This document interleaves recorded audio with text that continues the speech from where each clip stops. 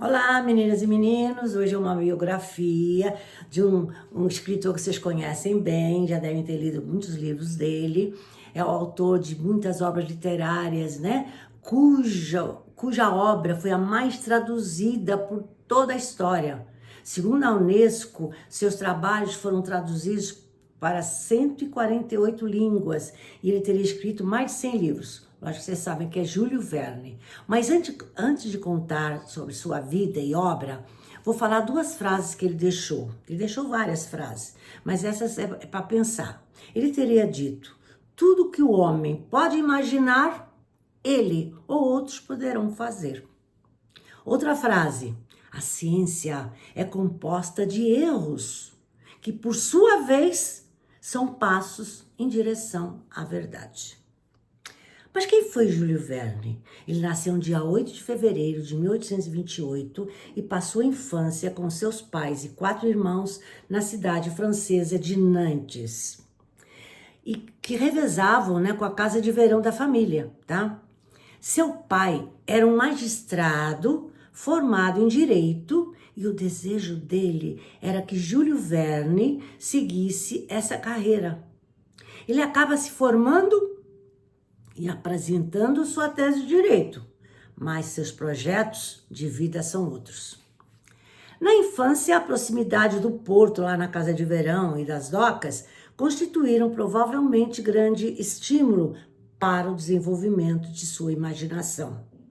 Júlio Verne é autor de viagens a terras distantes, de histórias sobre a vida marítima, são impressionantes e presentes há décadas, tá? Com 6 anos, seus estudos foram iniciados com a viúva de um capitão e com 8 anos foi mandado para um seminário com seu irmão Paul. Em 1839, ele partiu para a Índia como aprendiz de marinheiro, mas foi interceptado por seu pai. Ele não deixou. Júlio Verne acabou confessando que o objetivo dessa viagem seria entregar para sua prima Carolina um colar de diamantes. Ele estava apaixonado por sua prima Carolina, tá? Mas ela acabou casando com outro mais tarde.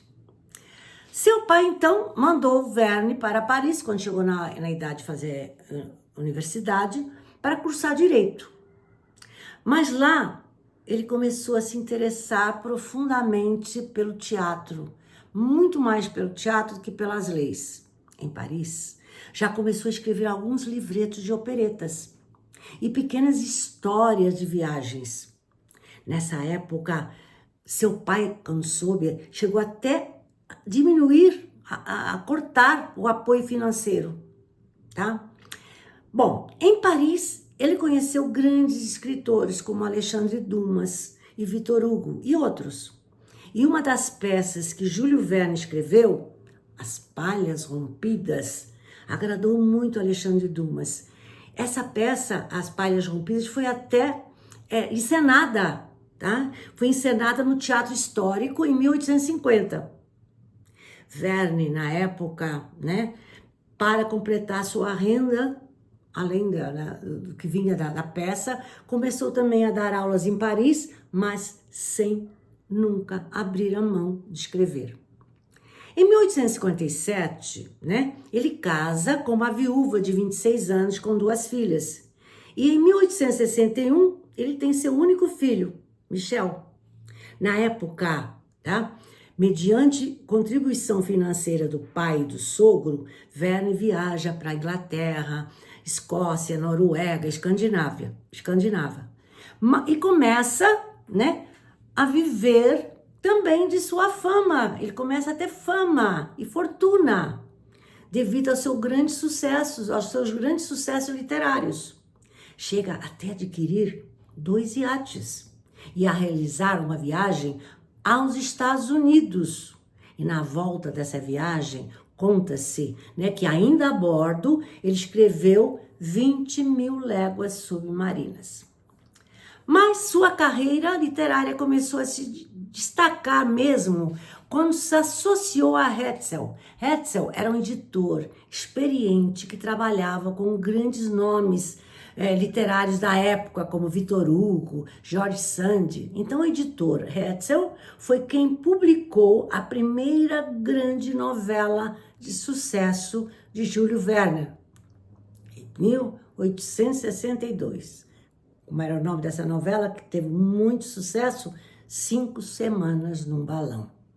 Essa história continha detalhes de coordenadas geográficas, falava sobre animais diferentes, diferentes culturas, tanta coisa que os leitores ficaram tão admirados ao ler essa obra, tinha tanta informação, que até questionaram se tudo aquilo era ficção ou eram relatos verídicos. Bom, agora eu vou falar se era ficção ou relatos verídicos de acordo com a sua biografia. Na verdade, Júlio Verne nunca havia estado num balão ou viajado para a África.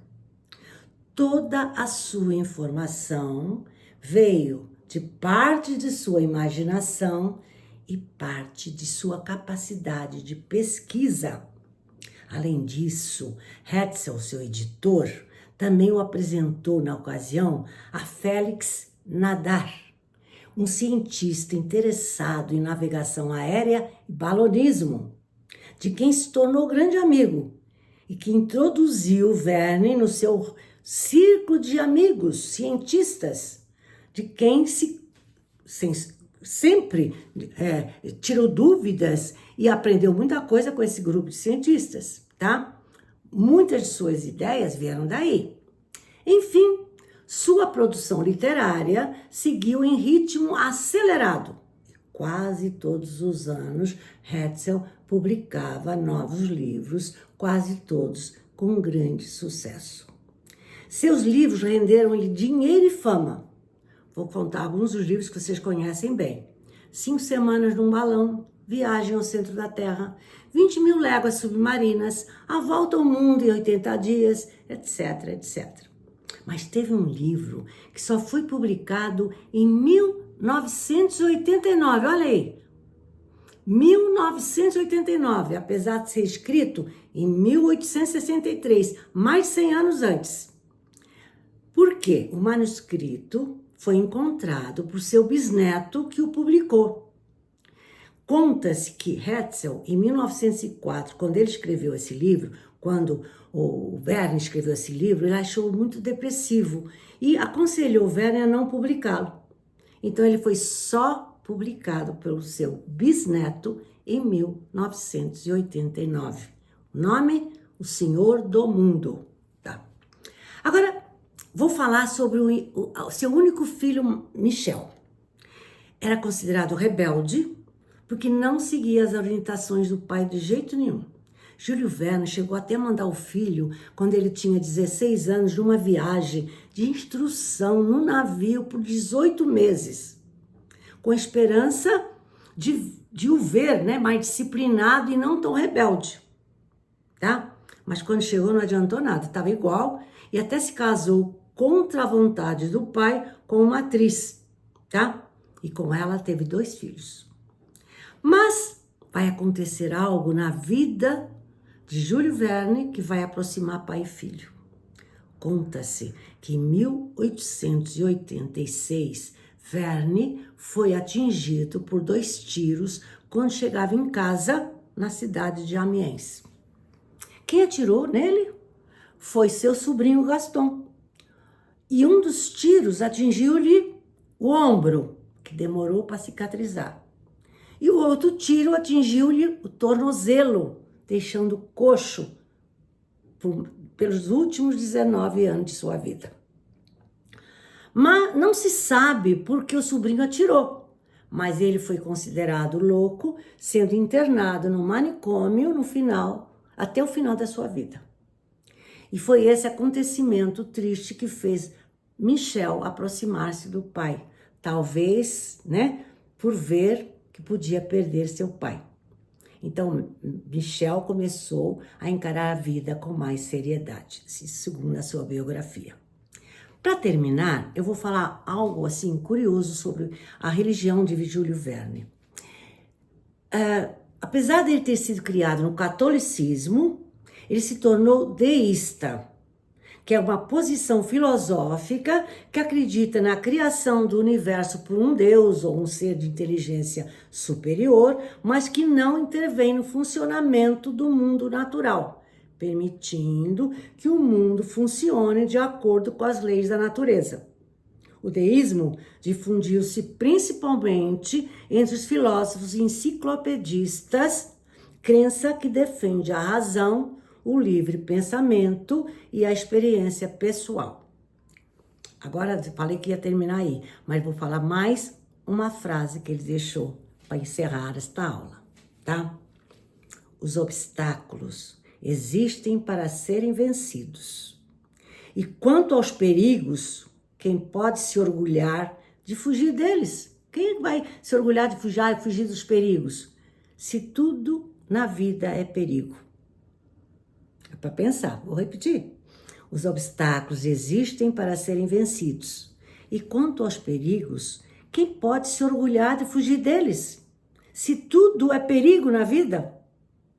Tchau, vou ficar por aqui.